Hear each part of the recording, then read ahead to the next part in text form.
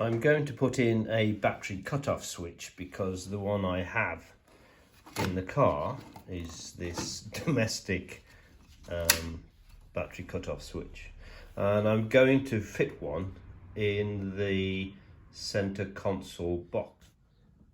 The wiring harness goes through this grommet in this corner behind the battery, and you can get the large wires, 2 of them necessary, through that grommet, but it's well worthwhile pulling the grommet out before you start. When I did it the first time,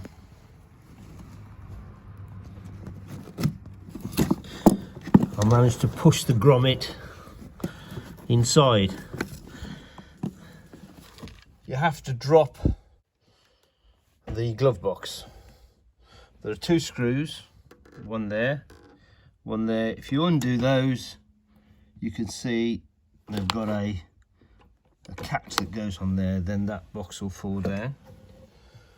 And then you've got a flap, and at the back there is the blower motor. And if you put your hand in the back, when you keep pushing that black wire, eventually it seems to automatically appear here. Now I'm going to have to use both hands, one to push it up, and under there it's open, and I'm going to bring that wire up and down. With the car door open, you can both reach inside the engine bay, in my case with my left arm, and feed the wire, and also pull the wire with your right hand until you get a length coming through up and over the top. So it goes over the top, and then I fed the wire down. It naturally fed down the side here and came out at the bottom. To get the second wire, I attached the first wire to the second wire, which at that point in time was still at the top, and then I pulled it through. So once I've got the one wire through, I led the second wire through. It will run down there across, so that should lead to an easy disconnect in the car.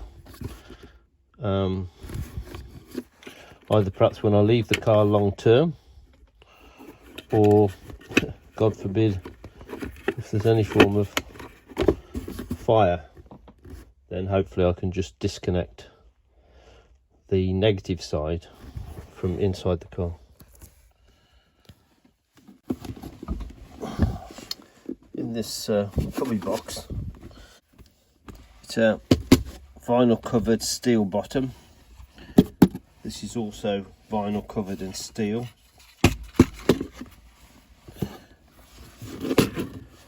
I'm going to attach that with self tappers slightly away from the corner screws there that hold this plate in place. I've checked, and there's no wiring where I'm going to put the screws in. So the grommet are in. I pull the wire through far enough so that if I ever have to remove the base, I can at least pull the cutoff switch high enough. I will pull all that wiring back into this void back here, soldered, and put some shrink wrap on those. So now just a question of connecting up the cutoff switch. Finish wiring up the cutoff switch. As far as the cubby's concerned, that's finished. Just switches between off and on. The wires exit here with a loop, just so that I can pull that out should I ever need to and gain access.